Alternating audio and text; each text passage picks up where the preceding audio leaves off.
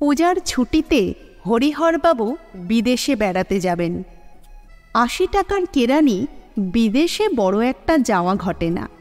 এত বড় সংসার, অতগুলি কাচ্চা বাচ্চা, তবু পূজা কনসেশন, সস্তার টিকিট। হরিহরবাবু স্থির করলেন বাবা বৈদ্যনাথ দর্শন করতে যাবেন। বড়বাবুকে ধরে, সাহেবকে ধরে 15 দিনের ছুটি পাওয়া গেল। যাবার অন্তত 7 দিন আগে থেকে তোড়জোড়। যেখানে যত আত্মীয় স্বজন, বন্ধু, পরিচিত সকলের কাছে চিঠি গেল। পাড়ার মুদির দোকান, কিনু শ্যাকরা, কয়লাওয়ালা, ভৃগু পরামানিক, নটবরধবা ইত্যাদি সবাই জেনে গেল হরিহরবাবু বিদেশে যাবেন। 7 দিন আগে থেকে হরিহরের ঘুম নেই, স্নানাহারের সময় নেই। ছেলে মেয়েদের সঙ্গে বচসা, বাড়ির লোকের সঙ্গে বিবাদ, গিন্নির সঙ্গে মনোমালিন্য। তার কারণ তারা নাকি এত বড় একটা কাণ্ড কারখানার দিকে যথেষ্ট মনোযোগ দিচ্ছেন না। তিনি বললেন, কোন দিক সামলাই, আমি এত পেরে উঠব কেমন করে? গিন্নি বললেন, কিসের এত হুড়োহুড়ি, এখনও তো অনেক দেরি। দেরি? তোমার আর কি বলো, আমার যে প্রাণ যায়। এত কেনাকাটা কে করবে? কেনাকাটা? কিসের কেনাকাটা? শোনো কথা বলে হরিহরবাবু মেঝের উপর বসে পড়লেন। তিনি একে মোটা মানুষ, এত বড় ভুঁড়ি, গত বছরে অসুখ থেকে উঠেছেন, তার উপরে এই পরিশ্রম। মেয়ে মানুষ, ওরা কি জানে, কতটুকু বোঝে ওরা? ওদের সাধ্য কতটুকু? যা করে সবেই তো এই শর্মা। হরিহরবাবু বললেন, তোমার মতো কুঁড়ে হলে আর রেলগাড়িতে উঠতে হচ্ছে না। এই বলে আবার তিনি ছুটলেন। পথ দিয়ে ছুটতে ছুটতে চললেন। চীনাবাজার থেকে ছেলে মেয়ের জুতো, হাওড়ার হাট থেকে সস্তার কাপড়, মুরগিহাটা থেকে গায়ের জামা, চাঁদনি থেকে 2খানা বিলেতি কম্বল, মোট ঘাট, বাজার, চুপড়ি, চ্যাঙারি সব সত্য প্রকাণ্ড এক বস্তা তিনি এনে হাজির করলেন। বিদেশ বিভুঁয়ে যাবেন, সেখানে হয়তো ডাক্তার বৈদ্য নেই, হয়তো রাত বিরাতে কোনো বিপদ আপদ ঘটতে পারে। এজন্য তিনি ওষুধপত্র কিনতে শুরু করলেন। জ্বরের জন্য কুইনিন, আমাশয়ের জন্য ক্লোরোডাইন, কলেরায় ক্যাম্ফার, সর্দির ইউক্যালিপটাস অয়েল, কাশির তালের মিছরি, কাটা ছড়ার টিংচার, আয়োডিন, ঘায়ের বোরোফ্যাক্স, জামব্যাক ইত্যাদি। রাত্রে পথে বেরোবার জন্যে একটা টর্চ লাইট। সেখানে গিয়ে একটা সংসার পাততে হবে, তা মনে আছে? হরিহর বললেন। গিন্নি বললেন, সে তা হবেই, তবে চুপ করে আছো কেন? আচ্ছা, তোমার কি একটু দুশ্চিন্তা হচ্ছে না? জানো, সেই অজানা দেশে হয়তো কিছুই পাওয়া যাবে না। সে তখন দেখা যাবে, বলে গিন্নি চলে গেলেন। পরিশ্রমে হরিহর ঘর্মাক্ত, তবু তিনি চুপ করে থাকতে পারলেন না। ঠনঠনে থেকে তিনি এক প্রকাণ্ড চট কিনে আনলেন। তার সঙ্গে আনলেন একটা আম কাঠের বাক্স। তার মধ্যে থালা, বাটি, ঘটি, গেলাস, কড়া, খুন্তি, হাতা, বেড়ি, চাটু, হাঁড়ি, গামলা, ডেকচি সব পুরলেন। সাহায্য করবার কেউ নেই, একাই সব করতে হলো। এদিকে তেলের বাটি, নুনের কেড়ে, মশলার কৌটো, ঘিয়ের শিশি, শিলনোড়া, বটি কাটারি সব ঢোকালেন।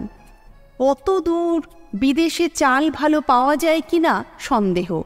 সুতরাং তেল, ঘি, নুন, চাল, ডাল, হলুদ প্রভৃতি সমস্তই তিনি কিনে আনলেন। কারো কথা তিনি শুনতে রাজি নন। বিদেশের অভিজ্ঞতা বাড়ির কারোও নেই। এখন সবাই মুখ টিপে হাসছে বটে, কিন্তু সেই দুর্দিনে এই সব বড়ই মিষ্টি লাগবে। এক সময় তিনি গলা বাড়িয়ে বললেন, বলি শুনছ, ছোট ছেলেটার জন্যে কিছু দুধ নিতে হবে তো, সে দেশে হয়তো গরু নেই। গিন্নি বললেন, গরু একটা এখান থেকে নিয়ে গেলে হয় না? বলেছ ঠিক। হরিহরবাবু মাথা নাড়ালেন। যাই, স্টেশনে গিয়ে একবার জিজ্ঞেস করে আসি। তুমি ঠিক বলেছ। তিনি গভীর চিন্তায় বিমর্ষ হয়ে বেরিয়ে গেলেন। পাড়ার লোক ডেকে বললে, হরিহরবাবু, আপনার যাওয়া কি তবে ঠিক? হরিহর বললেন, বাবা বদ্রীনাথের ইচ্ছে, আমার তো চেষ্টার ত্রুটি নেই। কাল রাতে আপনার বাড়িতেও তো গোলমাল হচ্ছিল কেন? আরে ভাই, এত বড় ব্যাপার, কারো গা নেই? রাত জেগে আমিই জিনিসপত্র গোছাচ্ছিলুম। আপনার বাড়িতে কারা এসেছিল? হরিহর বললেন, ওহ, তা বটে, এসেছিল আমার দুই শালা, বড় ভাইরা ভাই আর আমার ভাগ্নে। তাদের ডেকেছিলাম চিঠি লিখে। ওরা সবাই সামনে এসে না দাঁড়ালে আমি এত পেরে উঠব কেন? পাড়ার লোক বললে, আপনারা কজন যাবেন? আমি, আমার স্ত্রী আর 3টে ছেলে মেয়ে। আচ্ছা দেখুন বিনয়বাবু, আপনি একবার আসুন তো আমার ঘরে। আমার মাথা আর ঠিক নেই, দেখে যান তো আর কিছু দরকার লাগতে পারে কিনা। বিনয়বাবু এসে দাঁড়ালেন, বললেন, সবে হয়েছে, বিছানা কিছু কম। ওই শোনো, ও গো, কোথা গেলে? আমি তখনই বললুম, ঠিক ঠিক, সামনে অক্টোবর মাস বটেই তো। সেদিন সমস্ত দিন হরিহর বিছানাপত্র গোছালেন।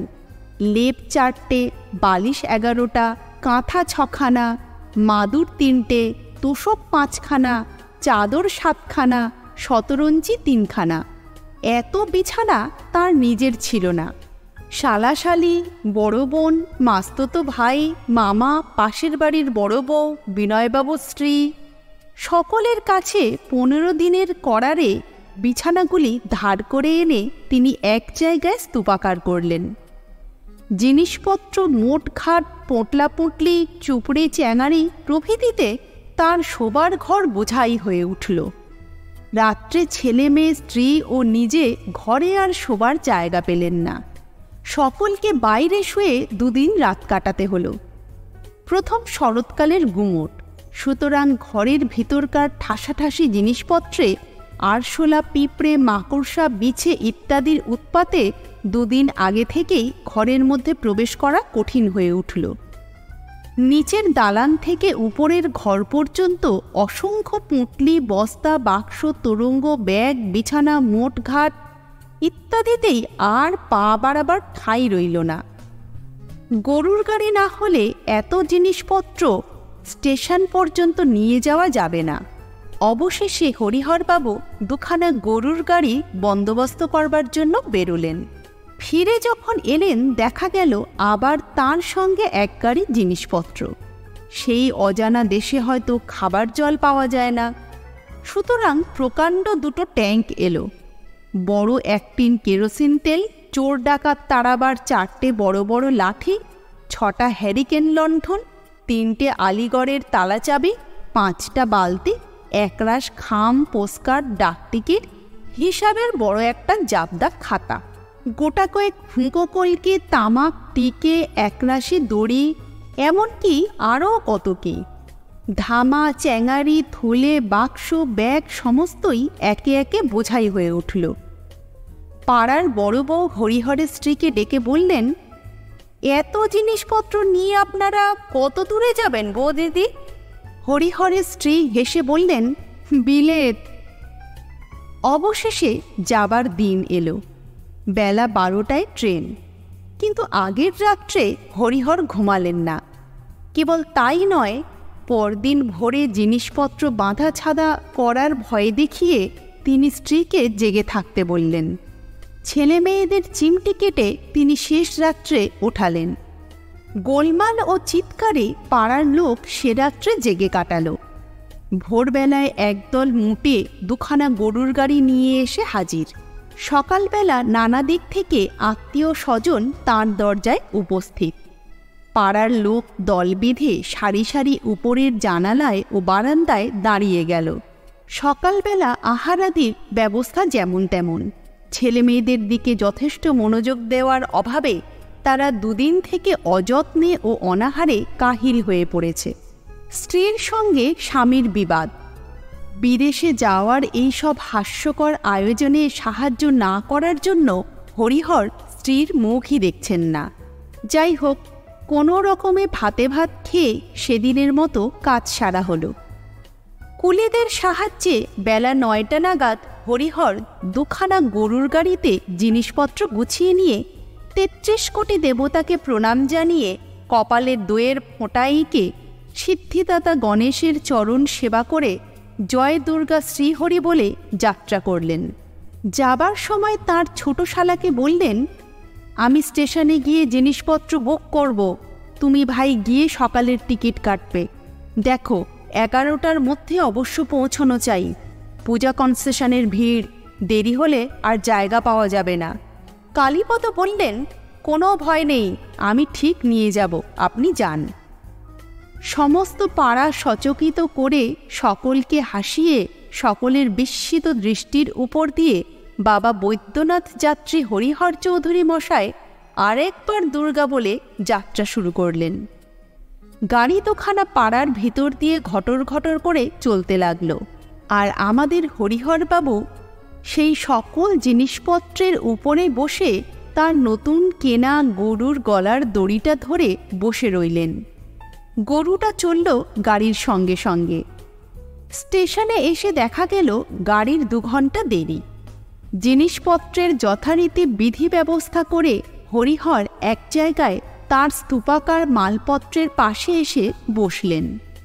কদিন থেকে পরিশ্রমের শেষ নেই, রাত কাটে জেগে, তার উপর মোটা মানুষ, এদিকে উপবাস চলেছে। ক্লান্তিতে হরিহরের চোখে ঘুম জড়িয়ে এলো।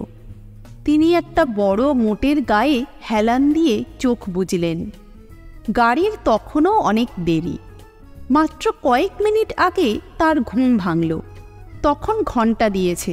দ্রুত উঠে দাঁড়িয়ে হাঁকাহাঁকি করতেই কুলি এলো। 10 জন কুলি। সেই 10 জন মিলে তার মালপত্র নিয়ে প্ল্যাটফর্ম পেরিয়ে গাড়িতে তুলল। গাড়ি ছাড়তে আর বিলম্ব নেই। কিন্তু কই তার স্ত্রী, ছেলে মেয়ে, তার শ্যালকরা, তারা সব কোথায়? হরিহর আকুল হয়ে এদিক ওদিক তাকাতে লাগলেন। হে নারায়ণ, হে মধুসূদন, তুমি এই বিপদ থেকে উদ্ধার করো। 2-1 মিনিট মাত্র বাকি। এমন সময় তার শালা ছুটতে ছুটতে এসে হাজির। চিৎকার করে বললে, আপনি করেছেন কি? নামুন নামুন, এটা যে তারকেশ্বরের গাড়ি, শিগগির নামুন, আর সময় নেই। দেওঘরের গাড়ি আর 3 মিনিট, আসুন আসুন, শিগগির আসুন। পাগলের মতো হরিহর প্ল্যাটফর্মে ঝাঁপ দিলেন। কুলি কুলি, শিগগির মাল নামাও, এই কুলি, এই কুলি। আবার জিনিসপত্র নামাতে এলো। 15 জন কুলি, 15 টাকা বকশিস। অনেক ভাঙলো, মচকালো, নষ্ট হলো। চালের বস্তা ফাটলো, তেলের টিন ফুটো হলো, জলের কলসি ভেঙে ছত্রখান হলো। দেওঘরের ট্রেন ছাড়তে তখনও 1 মিনিট বাকি। ছুটতে গিয়ে বেচারি হরিহরের কাছা খুলে গেল। সেই অবস্থায় উদ্ভ্রান্ত হয়ে, উন্মত্ত হয়ে তিনি গাড়ি পর্যন্ত এসে পৌঁছালেন। কুলিরা তখনও জিনিসপত্র এনে পৌঁছতে পারেনি। শ্যালক কেবল একটা বিছানা ও একটা কাপড়ের সুটকেস হিচড়ে এনে গাড়িতে তুলে দিল। স্ত্রী স্বামীর হাত ধরে গাড়িতে তুলে নিয়ে বললেন, মরণ তোমার, থাক ওইসব, তুমি উঠে এসো। গাড়ি ছেড়ে দিল। হরিহর ফ্যাল করে গলা বাড়িয়ে চেয়ে রইলেন। শ্যালকের হেফাজতে সমস্ত মালপত্র প্ল্যাটফর্মেই পড়ে রইল। লিসেন চ্যানেলে আজকে শুনলেন প্রবোধ কুমার স্যান্যালের লেখা পূজা কনসেশন।